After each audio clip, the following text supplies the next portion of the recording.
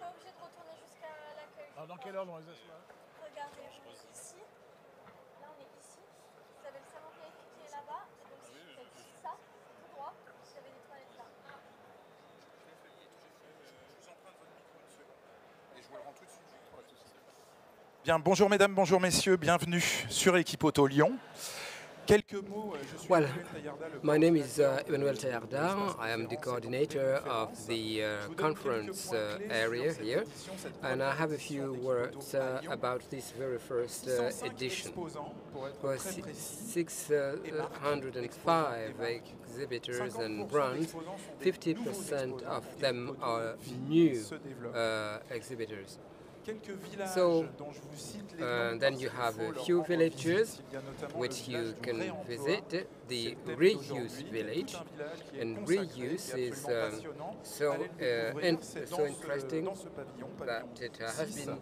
There is a full village devoted to it, and then you have the body and paint village and the tires village, which in fact refers to the 130 years of tires, the vehicle wash village, and so here we are in a sort of a conference center. You will be able to not only collect more information but also think about the future. There will be 10 different conferences, and one of them is the remanufacturing. And then you have other events like waste, workshop waste. Equip Auto will also be dealing with innovation. This morning there was a conference on tires that was very interesting, and then tomorrow we shall talk about the repair of electric vehicles from a body point of view. And then you have the remote diagnosis system. Then you have the maintenance and repair of batteries, and then how maintenance data can be accessed so that repairers as well as the manufacturers' networks have access to the same type of data. Then, of course, on Saturday, we shall be dealing with the requirements in terms of training. Next to that, there will be three major forums, or fora rather, one on parts distribution, that's this afternoon at 3:30, then the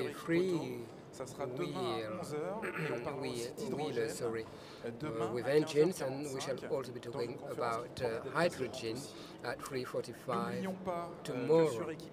So do remember that within Équipe Auto we have a demo area, so I would very much advise you to visit it. It's just one hall away from here.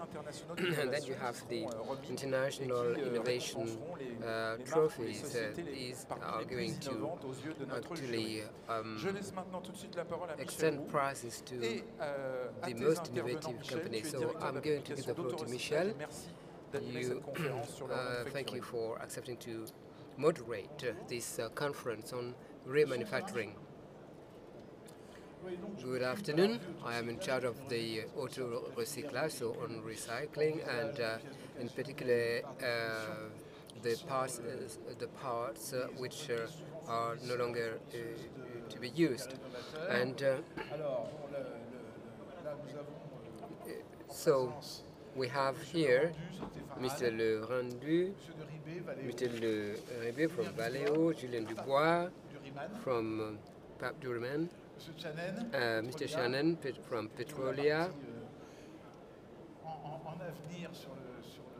from COTROLIA, Olivier LENORMAND from MULTIREX, so collecting parts, and VISDELOUP working for SADEX, and they have been working on specific renovation activities. Here, in particular, collecting clutches.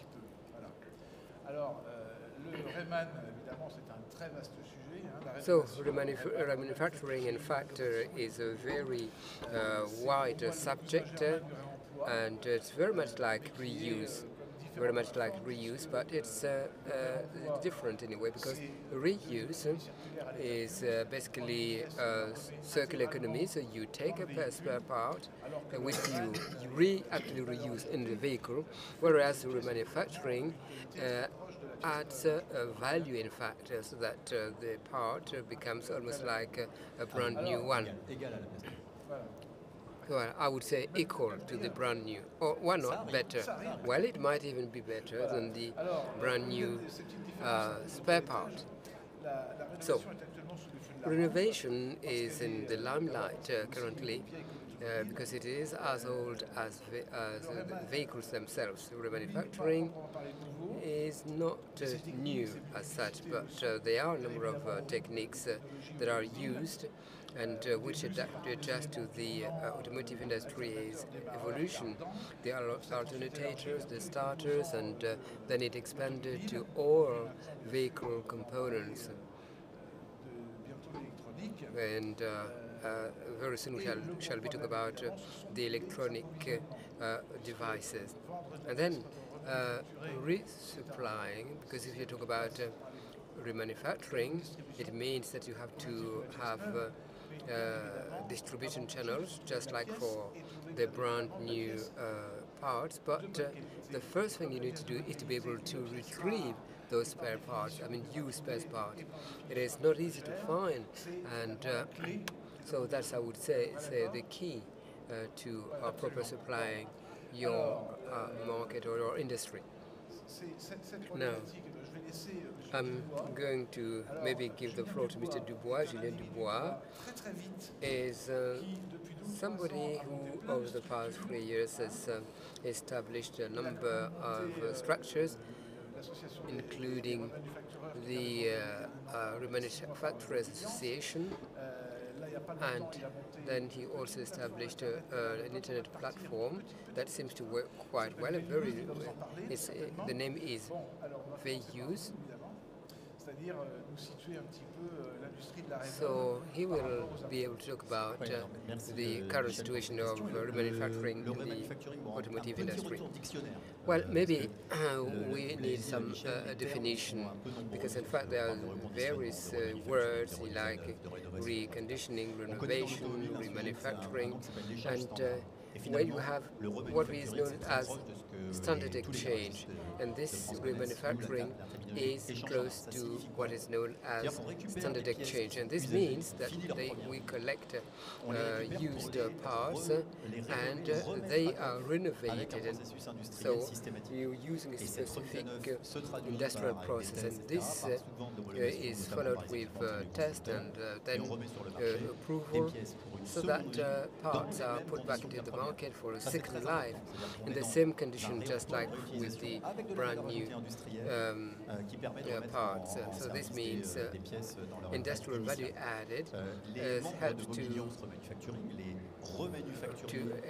repair or to come up with parts which are almost like new. So you have small companies, but also large companies who over the past 10 years have been focusing a lot or integrating remanufacturing, and this includes companies like VALEO. While we talk about this subject at length currently, but it's not new. Since the 1940s, and for reasons which are not environmental, so there was a need at that time to find the ways and means to supply the market, and this is what was done during the Second World War, and that's the reason why the US is well ahead of Europe in terms of remanufacturing. But we, collectively, intend to reach the same quality level in that area as the US. So small and medium-sized companies as well as large companies are all focused on remanufacturing. So what is the connection between the equipment makers or manufacturers and the small remanufacturing companies. Well, in fact, they, in certain cases, work in partnership with the OEM manufacturer. It's a partnership whereby the parts used by the manufacturers and the test tools used by the remanufacturers are provided for or approved by the OEM manufacturer. So we remanufacture the parts following the conditions, I mean, the requirements. So again, those equipment manufacturers, and of course, we're not talking about every single equipment maker, but they did understand very soon that, in fact, this is an industry that needed to be pushed forward, and well, major companies also have remanufacturing in their own factories, but it helps the repairers who have the given territory to do their job properly. For injectors, I could also refer to Bosch. After renovation, well, whether it be original product or remanufactured, it will remain a Bosch product. So that's the reason why it is important to oversee the way this remanufacturing takes place. Well, coming back to the very beginning, I'm going to call on Olivier, and he is okay. Olivier LENORMAND. Well, we collect electric, mechanical, or electronic parts. Any part that can be fitted on vehicles or removed from vehicles and correspond to what is required by remanufacturing or for export purposes. Yes, indeed, we do collect spare parts from all over France, and we do concentrate, in fact, the required volumes in order to feed specific markets. First, the export market, and second, the remanufacturing activity. So we do export full containers of reusable parts. So reusable, operational, still operational, in 40 different countries. We do reference and identify specific parts and trying to respond to the needs of the manufacturing industry. I think you're working with 80 different suppliers of centers, but it seems you find it difficult to convey your messages to them. Yes, indeed, we work with 80 centers for used cars. Parts, we produce parts catalogs in which we try to list at least 80% of the parts we are looking for, and we're trying to motivate those automotive recycling centers to dismantle the parts, to dismount them, because one of the problems in automotive renovation is to find raw materials. So we're trying to provide those centers, those recycling centers, with information so that they can dismantle as many parts that can be reused as possible. That's what we're trying to do. That's the policy we've been following to simplify that dismantling, make it very systematic, even if we have to buy a large volume. And when we're getting all those parts, that large volume of parts, we're trying to sort them out, export them, and others will be identified so as to be used as spare parts. Now, isn't that a little contradiction? Isn't that a contradiction to have this duality in markets? Will export not compete with the parts available for renovation? Well, no, I don't think so. On the opposite, I think both are complementary, because if you're only interested in automotive renovation, you can generate some volume, but only some. But if you're interested in the complementarity between export and automotive renovation, you can generate a much larger volume of used parts. And our job is to see how to better meet the needs of export or renovation. I would say it's complementary, and I would even say that renovation is actually, it's the other way around. Renovation is a competitor for export because those parts are identified and referenced, and there is actually a genuine competition between the the used parts. In terms of price, they're really competitive as compared to the price of parts aimed at export. So actually, I'd say recycling is the competitor of export. Yes, I'd like to point out that collection is absolutely essential. It's very important to be able to collect all those parts. But collection is also means that we have to collect a lot from garages to be able to repair shops, so as to be able to have a circulation of parts, and we put an overload when we are getting those parts. So we have to recover as many parts as possible, and the used vehicle parts comes in addition to that. So we really have to make it possible to circulate those used parts, which are often considered as waste, but we'll come back to that.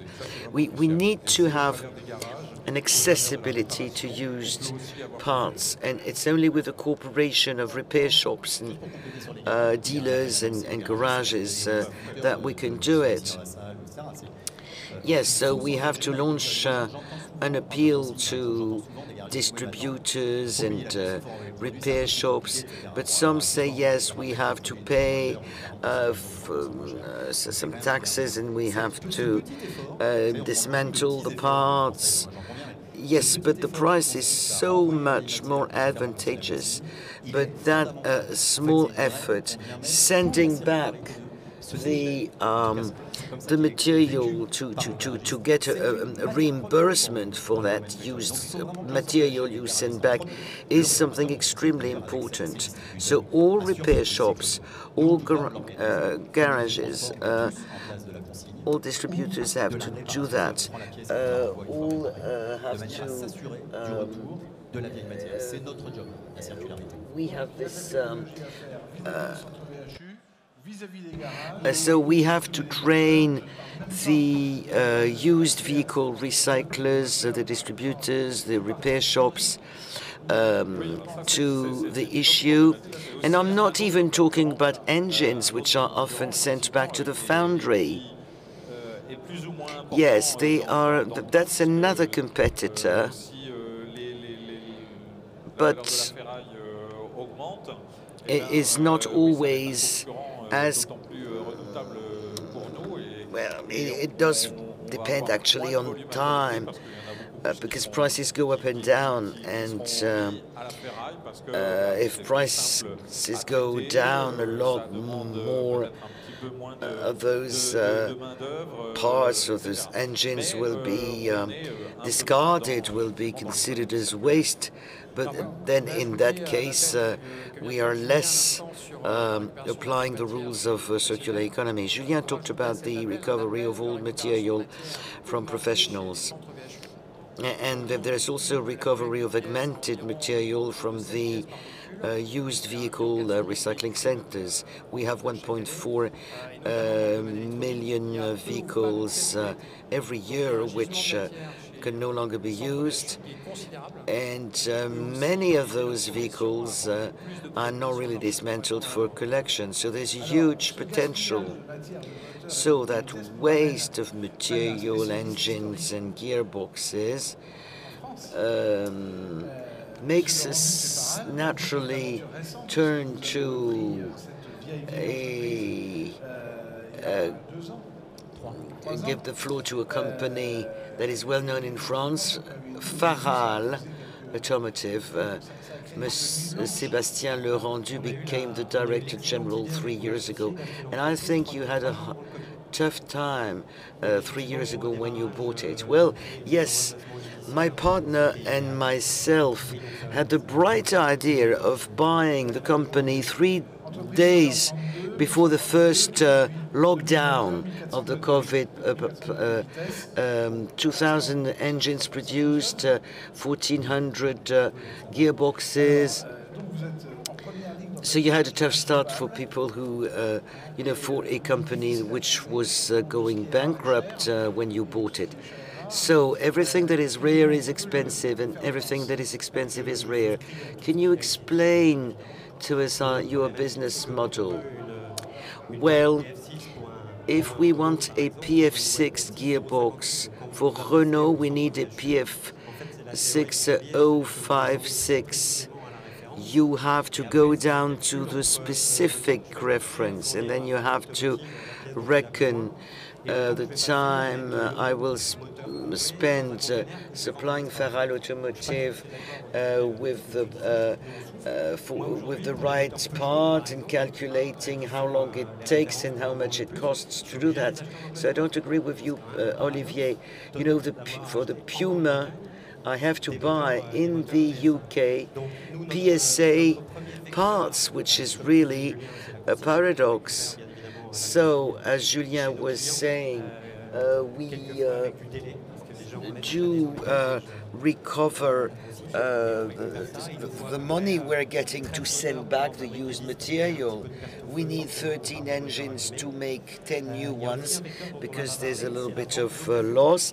And there's another vector we haven't talked about, another tool, which is the used car sale.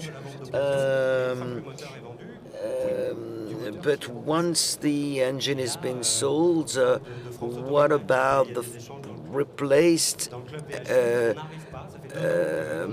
engine? Now, we met with the major players in this other sector, but we buy the used parts, we recycle them, etc. But we can't buy those engines which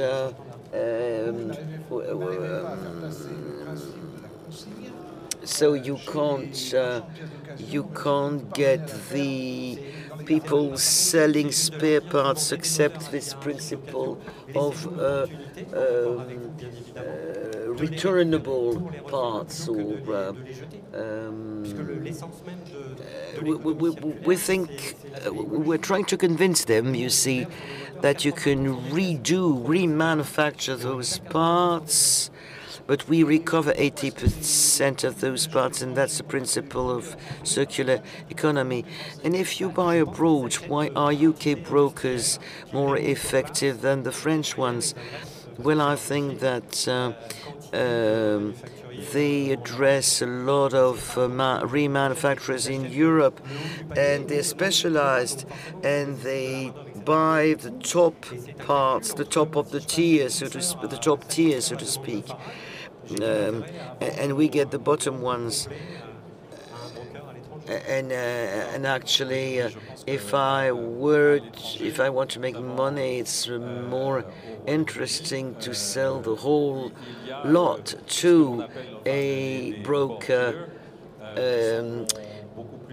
abroad. Yes, indeed, in the UK we have what they call the core dealers. and they work in a more structured way than is the case in France, because there are historical habits in the UK. There's a tradition of recycling, but in France,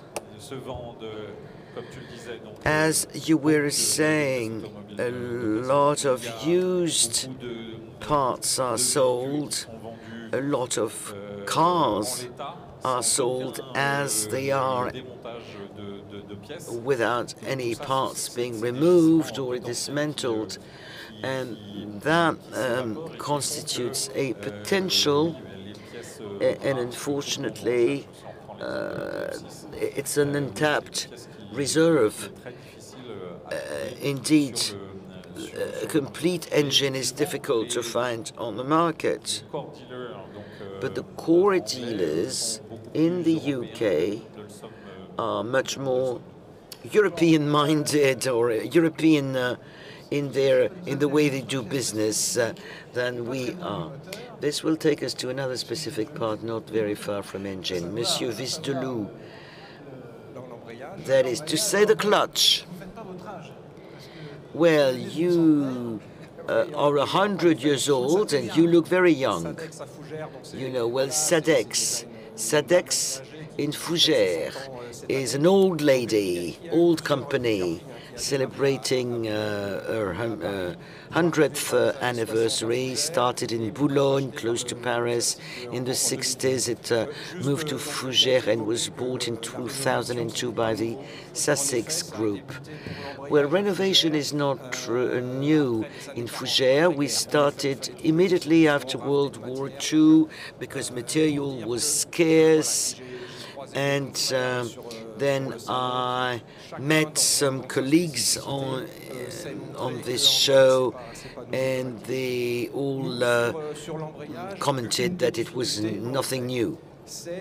Actually, the problem with the clutch is to find old material, to find old clutches. So we buy them based on their references or by the ton. And why are those parts scarce? Because there used to be scrappers, and that doesn't exist so much now anymore. Now there are people manufacturing cars or brokers. Now the idea is to dismantle the parts. Of course, we need to find the used material, but it needs to be all those clutches are not dismantled because many of those parts are exported, so they're no longer available. But there is another spot where they're all dismantled, but if you talk to most dealers or repair shop owners, you realize that most of the clutches which are actually disassembled will be scrapped. So our approach is to go and meet those repair shops, those dealers, and make sure that that we can collect those clutches. Now, the first principle is that for a standard exchange, it has to be a renovated part.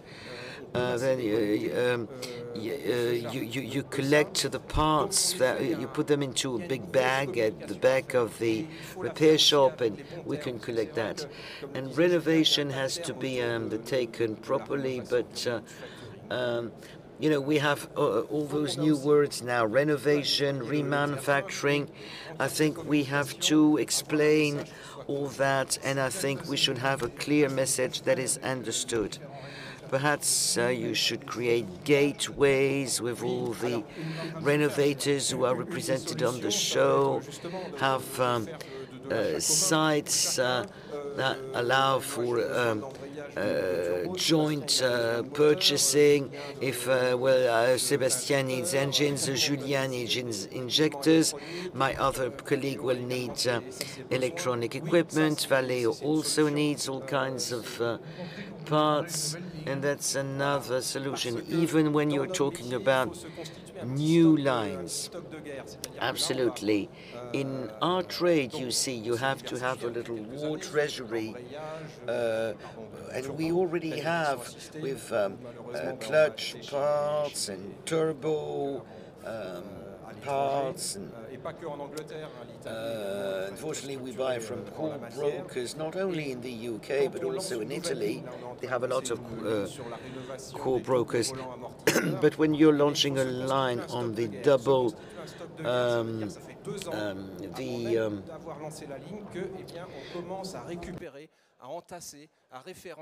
dampers,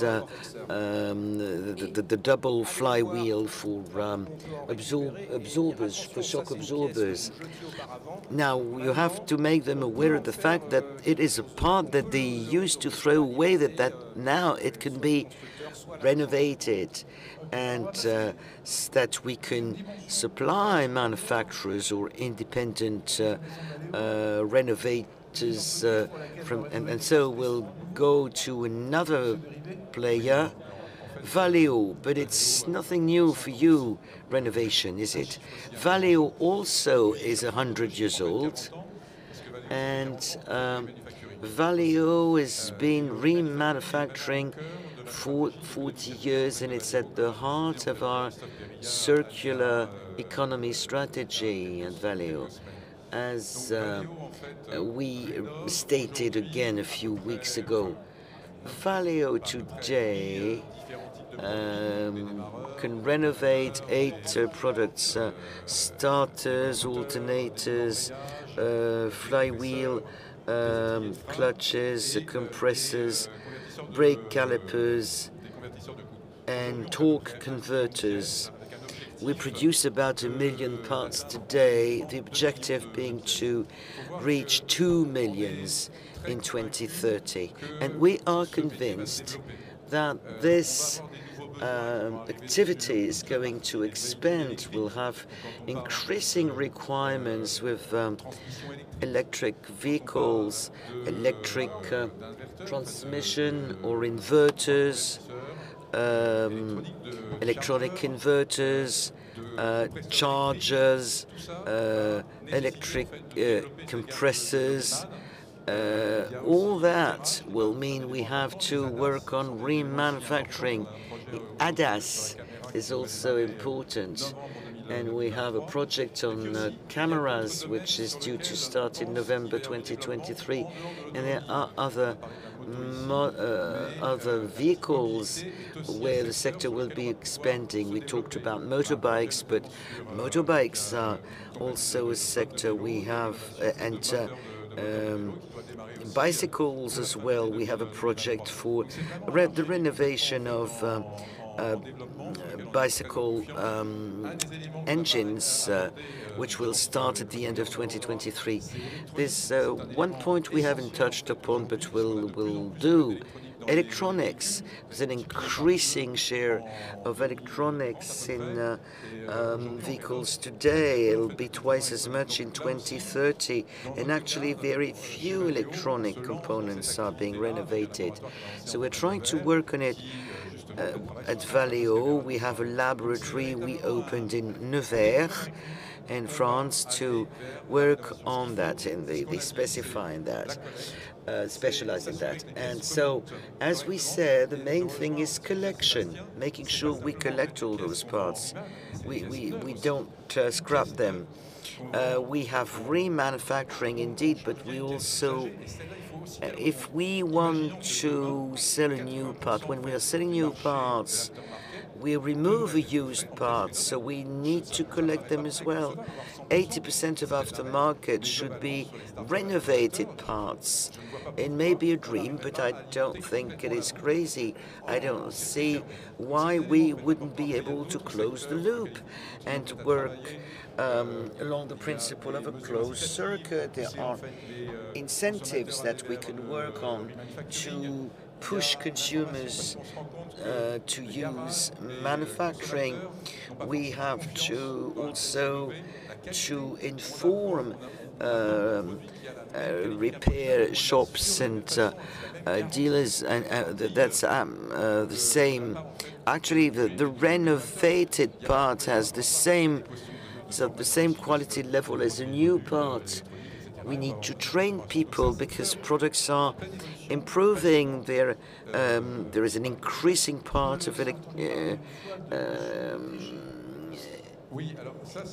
electronic components. Well, I heard you once talk about waste, the notion of waste or scrap. Indeed, today, those recovered parts are not considered as products. We would like them to be considered as products. And some states consider them as scrap or waste, which doesn't contribute to their fluid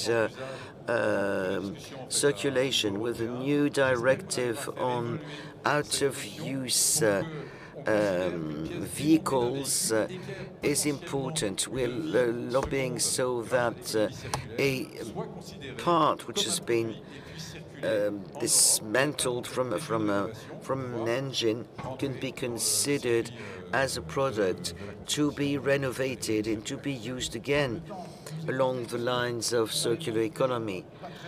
Well, I think we are not very far from the end of our session, but Mr. TSCHANNEN is going to talk now about electronics. He's actually the latest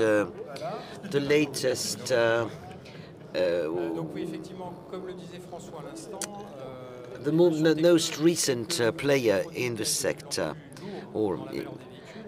Indeed, electronics takes an increasing part. In 2020, 80% of we have something like 30% of a vehicle which is electronic, and 50% in 2030. You know that electronic parts are extremely expensive, but there is a solution to renovate the high added value parts, ABS, multimedia units, the CPUs in the habitat, the AD blue reservoirs, and we need a lot of expertise to be able to do that. So we developed a know-how with an R&D lab. They make diagnosis strips and they launch into reverse engineering, and they propose today 3,000 references for the whole profession with very attractive prices, 1/3 of the price of a new part, and 8 times less pollution. Now, a very barbaric word, reverse engineering. It's very difficult to find those parts. What is reverse engineering? Well, it's quite a simple procedure that some equipment manufacturers do to communicate with computers. You plug a computer on those units, studying the drum cans in the multiplexing, so we can identify the malfunctioning of electronic parts. And I think it is important indeed to very well know them, to really be a specialist and be able to identify the faults. Yes, indeed, it is necessary to identify the root cause. We have more than 3,000 technical forums that based on what the information we collected in the last 15 years, because the company is 15 years old. Now, we all renovate products and electronic products. We use VALEO products and non-VALEO products, but remanufacturers have to be able to test those parts. That's where training comes into play. because that reverse engineering capacity, understanding about the product is absolutely essential. Yes, Julien was saying that the quality of the part once renovated is identical to that of a new part, because we have used parts, but the real alternative to new parts is renovated, because we are renovating original parts, OEM parts. Mr. Dubois will conclude, but otherwise I would like to ask you if you have any questions. Yes, go ahead, sir, please. I'm sorry, I can't stand up. I have a slight disability.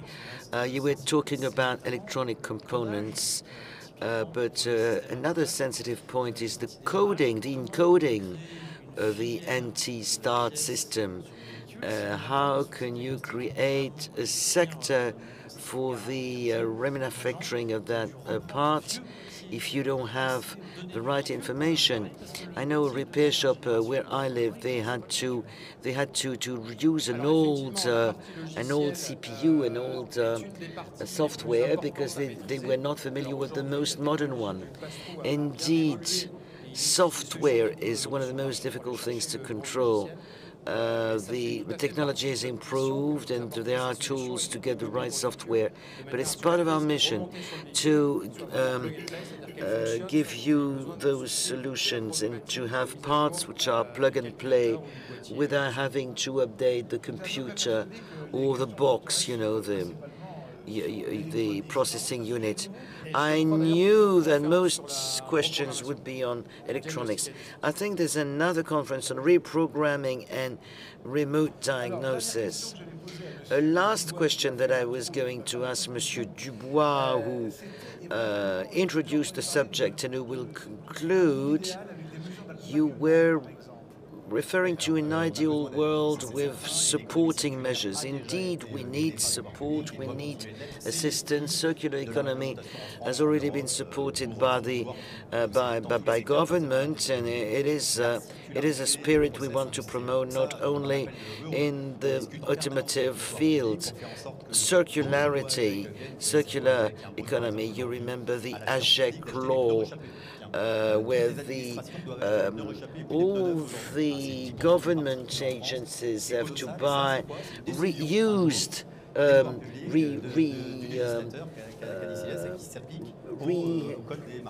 retreaded tires for their cars when they buy tires, and that can become an incentive, but we must be also supported by distributed. We must have distributed who prescribe parts produced according to circular economy principles, and not just when there's nothing else. There are distributors who commit to doing something to expand the market. We also need to be supported by the equipment manufacturers. We have too many obstacles to repair used parts, or the same exists in the field of household appliances. Samuel was talking about reverse engineering. But reverse engineering involves, that you have, implies that you have to look into the system to see how it works. So all the stakeholders of the value chain has to work together. It's not, I'm not being idealistic, but I know it's really important. Now, 3 figures. A part produced from circular economy represents a saving by 80% of material. Can you imagine the carbon impact, the CO2 impact of metal extraction? Now, and the renovated products are 30 to 60% less expensive than the new ones, and sometimes they are even of a better quality. If you buy or if you prescribe those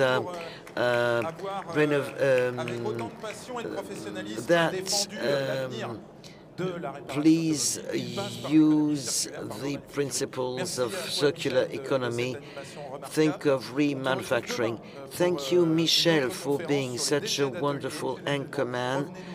You will be with us tomorrow for another conference on scrap from workshops. And now we are going to have the trophies for the Équipe Auto Lyon team. Laurence, journalist, is going to award these trophies. She is specialized in automobile on Sud Radio, and then we'll have a forum on parts distribution in Europe. Enjoy the show. Please visit all the villages and the booths, and you'll see that it's absolutely fascinating. And you can take all the magazines which are on the shelf if you are interested. We have several issues.